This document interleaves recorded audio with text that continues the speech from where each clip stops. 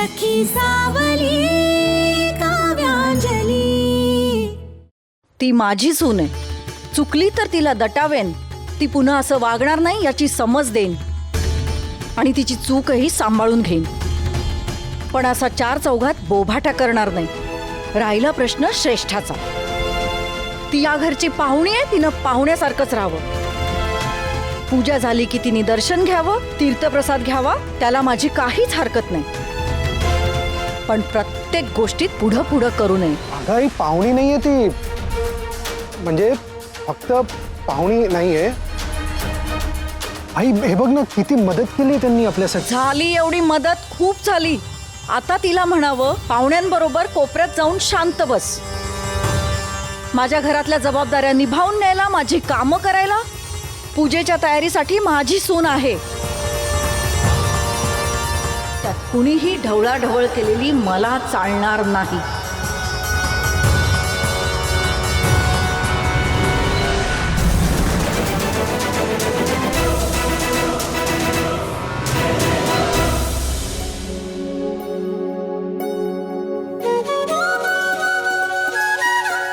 यजमानांनी तयारी एकदम अगदी योग्य दिलेली आहे। मला तरी वाटत नाही की काही साहित्य कमी असेल। आपल्याला सगळंच मांडायचंय गणेश पूजनापासून, कारण आपण आज नवचंडीचा होम करतोय। नवचंडीचा होम हा ज्यांचं सौभाग्य असतं त्या घराण्यातच नवचंडीचा होम होतो, त्यामुळे आपल्याला नवचंडी होम करायचंय, तर तयारी पण आपली तशी केली पाहिजे।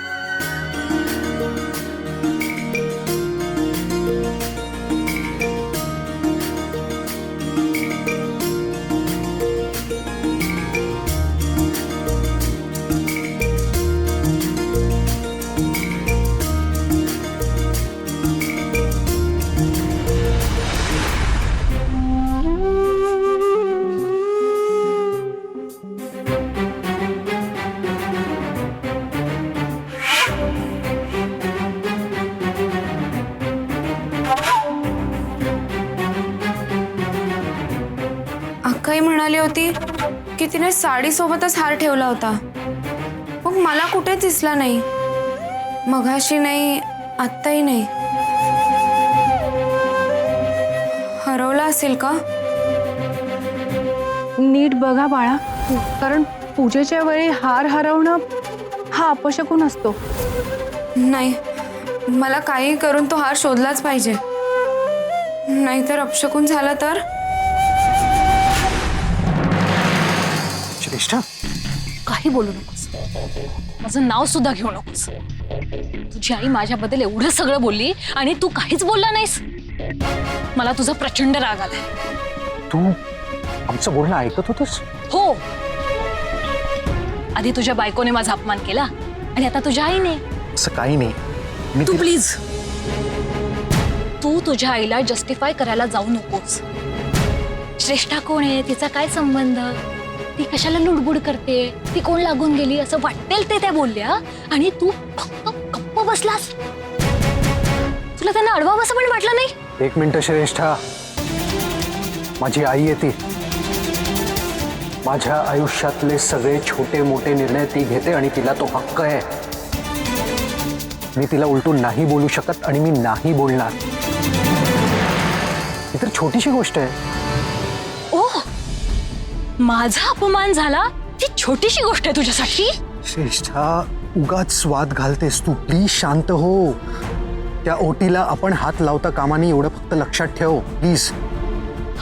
अरे पण तूच सांगितलं होतंस ना की आपली पूजा असल्यासारखं वाग, गुरुजींना काय हवं नको ते बघ म्हणून। अगं पण ते गुरुजींना विचारून करायचं, स्वतःच्या मर्जीप्रमाणे नाही वागायचं। मला तर कळतच नाही मी कोणाशी बोलते ते।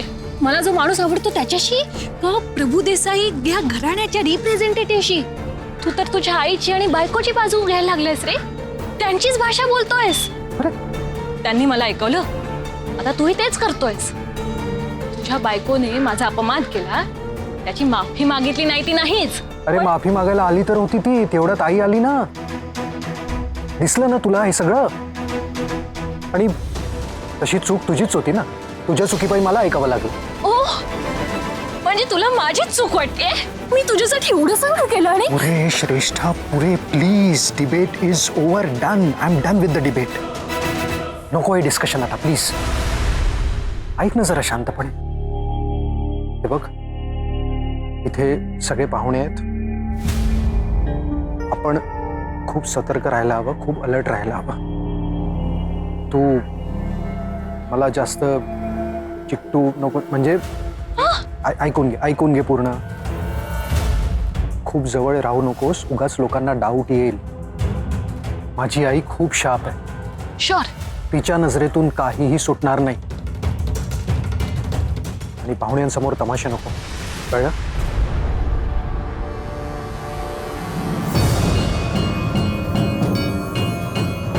आपल्या घरचंच काम आहे असं समजून फार इन्व्हॉल्व होऊन सगळं करत होते मी. पण तू सुद्धा मलाच ब्लेम केलंस विश्वजित. आता माझा इथला सगळाच इंटरेस्ट संपला.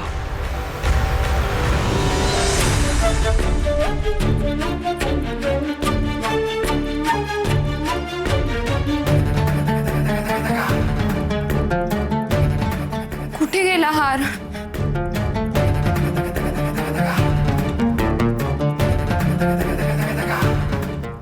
पुष्पांजली, बरं झालं. ऐका ना, हे सावंत काकांनी आहे ना ही बॅग दिली. आता मला काही कळलं नाही की कुठे ठेवावी. पुष्पांजली,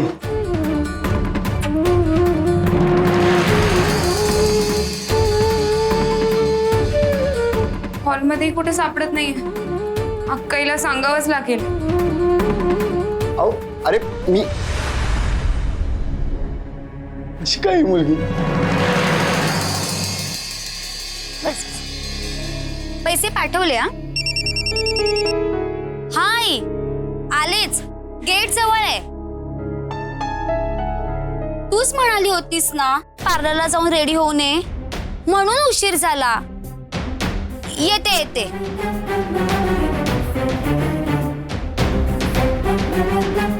अशी काय बघतेस? ओ, एवढी छान दिसते म्हणून का?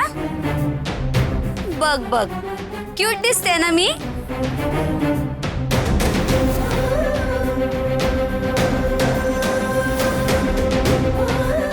आशू, हा हार तुला? हो, ताईच्या खोलीत होता, तो घातला. म्हणजे अक्काईच्या खोलीतून हा हार तू घेऊन गेलेलीस? मला वाटलं की हरवला की काय. किती काळजीत होते मी, तुला माहिती तरी आहे का? तू पण ना आशू, सोन्याचा हार आहे तो. निदान मला सांगून तरी घ्यायचा. तुला काय सांगायचं? तिच्या सख्ख्या बहिणीचा हार तिने घातला तर तू कोण जाब विचारणारी ग?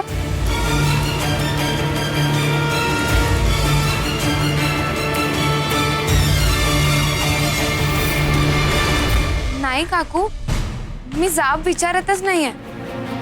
मी फक्त म्हणत होते की निदान एकदा सांगून तरी.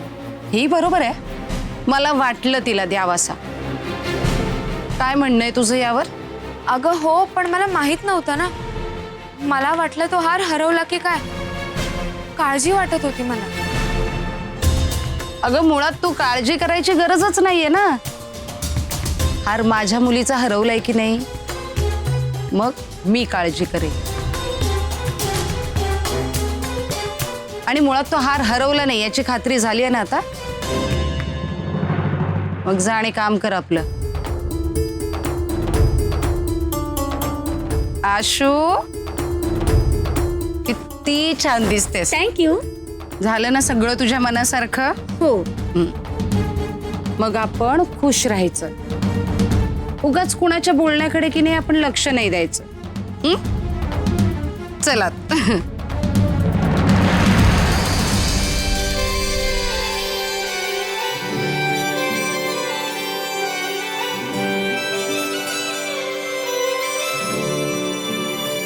हार परत मिळाला ही तुमचीच कृपा आहे. आता ह्यापुढेही सगळं नीट पार पडू दे. अच्छा, हार शोधत होती तर मगासपासून, म्हणून एवढी पॅनिक झाली होती. मगाशी तिचं माझ्याकडे लक्षही गेलं. तिची अवस्था बघवतही नव्हती. आणि तिचीच माणसं किती इरिस्पॉन्सिबली वागतात तिच्याशी. अरे एवढं सगळं होऊनही ती अजिबात उलट बोलली पण नाही. उलट त्यांनाच समजून सांगते. खरंच ग्रेट आहे ही मुलगी.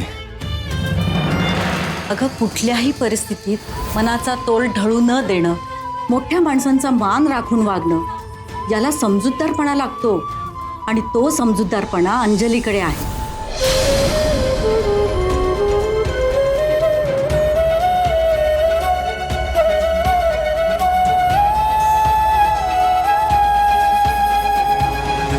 आता तुझ्या मनासारखी तयारी झाली ना तुझी, मेकअप झालाय, छान तयार झाली आहे. आता काव्याताईला भेट आणि तिला विचार जरा पूजेच्या कामात काही मदत हवी आहे का? हा, कुणाला काय हवंय, सगळ्यांच्या नजरेत येशील याची काळजी घे. सगळं तोंडपाठ झालंय, तेच तेच सांगत बसू नको मला. किती सांगितलं ना तरी पालत्या घड्यावर पाणीच असतं तुझं. गप्प बस आता. लाडूला हार सापडला असेल की नाही? काव्या, हा आई. हा आई. शुभ किती छान तयार झाली आहे, छान दिसते. हो ना, मग आता तुला मदत काही हवी असेल तर सांग, म्हणजे पूजेची काही कामं असतील ना. काम करूच ग, पटकन एक सेल्फी काढूया. अगं सेल्फी आत्ता कुठं? किती वेळ लागतोय ताई? पटकन होईल, 2 सेकंदात लागतात. काढू ग. बरं. इथे बघा, स्माइल.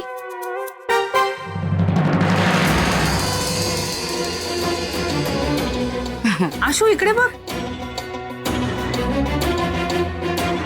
हा माझा हार आहे ना? अगं तू घेतला होतास? अगं मीच म्हणलं तिला घाल म्हणून. आई अगं विचारायचंच ना एकदा, मी लाडूसाठी काढून ठेवला होता तो. अंजली सुद्धा हेच म्हणत होती, मला विचारायचं तरी, मी हार शोधत होते. आता मला सांग, तुझ्या सख्ख्या बहिणीला हार द्यायला तुझ्या परवानगीची गरज आहे? हे बघ आई, परवानगी वगैरे असं काही म्हणायचं नव्हतं मला. तुझा म्हणण्याचा अर्थ हाच होतो काव्या. कमाल आहे काव्या तुझी. स्वतःच्या सख्ख्या बहिणीला हार द्यायचा सोडून तू चुलत बहिणीला द्यायला निघालीस. आशूबद्दल काहीच वाटत नाहीये तुला? आई अगं आशूची पण तेवढीच काळजी आहे मला. पण आशू स्वतःची हाऊस माऊस करते. आत्ताच बघ ना, नवीन साडी नेसली आहे, छान मेकअप केलाय तिने, माझा हार सुद्धा घातलाय. पण लाडूचं तसं नाहीये ग. ती कामात इतकी गढून जाते ना की या सगळ्या गोष्टींकडे लक्षच नसतं तिचं. मी मागे लागल्याशिवाय ती हे काहीच करणार नाही. आणि सासूबाईंनी स्वतः तिला नवीन साडी दिली आणि हा हार मला तिला द्यायला सांगितला होता. मग तुझ्या सासूबाई बोलल्या म्हणून हुरळून गेली असशील लगेच. आणि तुला ना तुझ्या लाडूचंच कौतुक आहे. तुझ्या डोक्यात फक्त तिचाच विचार. जो आपला विचार करतो नाही, आपणही त्याचा विचार करावा.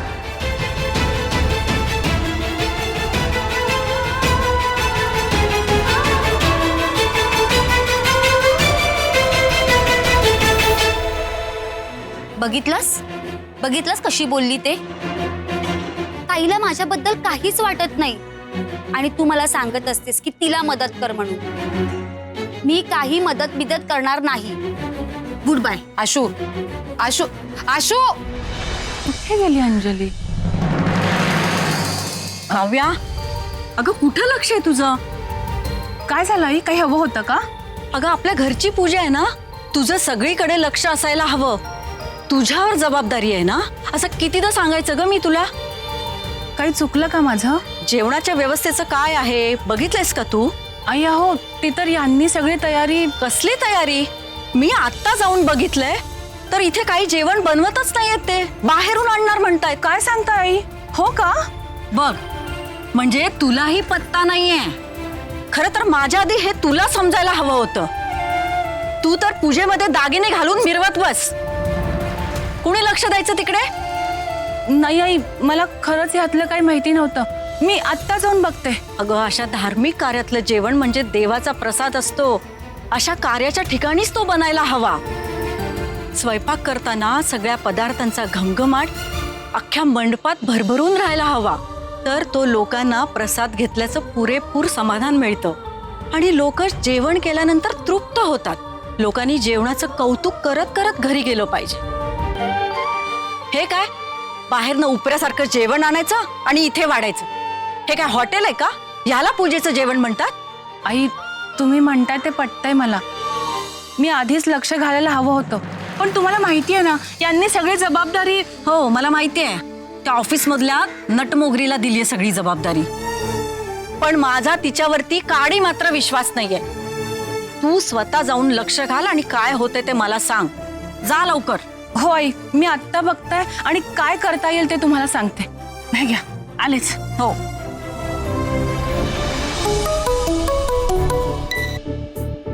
निक्स अगं किती वेळा कॉल करशील? प्रीतम अरे मी तुला किती मिस करतेय, म्हणूनच मी तुला सारखा सारखा कॉल करतेय ना. अगं पण मी तुला सांगितलंय ना, सारखं सारखं जर कॉल केला तर मला डिस्टर्ब व्हायला होईल. अच्छा, मी तुला म्हंटल ना, आजचा दिवस मला अंजली बरोबर स्पेंड करायचा. ओ आणि माझं काय नाही, आईचीच तशी इच्छा होती. आमच्या दोघांचं असं बॉन्डिंग छान झालं ना की मग पुढेही सगळं छान होईल. मन जुळली की पुढे सगळं छान होतं असं म्हणतात. हो का? हो ऑफकोर्स. मी तर एवढाही विचार करतोय की आजचा शुभ दिवस आहे. वहिनींची मी अंजली बद्दल बोलतो, घरचेही आहेत, सगळं समोरासमोर ठरून जाईल ना. असं का? मग मी काय म्हणते प्रीतम, एंगेजमेंट सुद्धा करून टाक. आणि लग्नाची तारीख ठरली ना की कळव मला. काय तुझ्या लग्नात जेवायला येईल ना मी. आणि निकिता नावाची तुझी कोणी गर्लफ्रेंड होती हे विसरून जा. Okay, good day and bye. Hello. अरे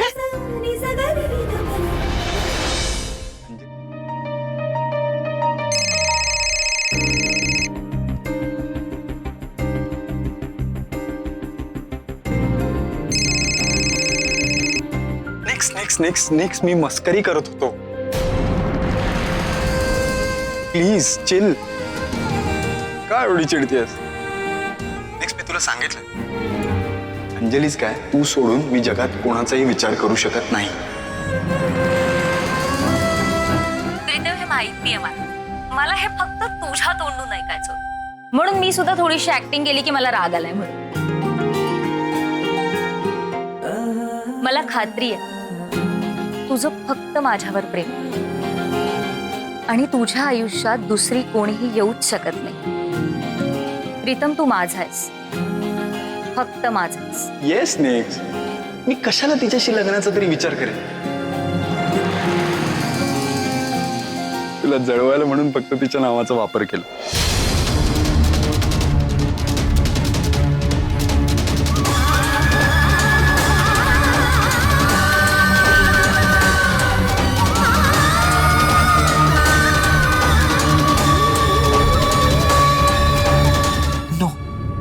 मी हिला पुन्हा हर्ट केलं. नेक्स्ट मी तुला कॉल करतो. बाय. माझी आई येते, माझ्या आयुष्यातले सगळे छोटे मोठे निर्णय ती घेते आणि तिला तो हक्क आहे. तशी चूक तुझीच होती ना, तुझ्या चुकीपायी मला ऐकावं लागलं. हे बघ, इथे सगळे पाहुणे आहेत, खूप जवळ राहू नकोस, उगाच लोकांना डाऊट येईल. मॅडम जरा ऐका ना. काय आहे? अहो तुम्ही तर फक्त 100 माणसांच्या जेवणाची ऑर्डर दिली होती, पण इथे तर संख्या वाढलेली वाटते. नक्कीच तुम्ही चुकीचा आकडा दिला. कदाचित जेवण पुरणार नाही. हा मग मी काय करू? मी काय करू म्हणजे? अहो आता तुम्हीच आम्हाला सांगा की आम्ही काय करू ते. काय हवा तो गोंधळ घाला, लोकांना उपाशी परत घरी पाठवा. मी काय घराची मालकीण नाहीये, मी बाहेरची व्यक्ती आहे. माझा काहीही संबंध नाही. अहो पण माझं ऐकून तरी घ्या. सांगितलेलं कळत नाहीये, जा आता. काय झालं असेल? हे काय आहे?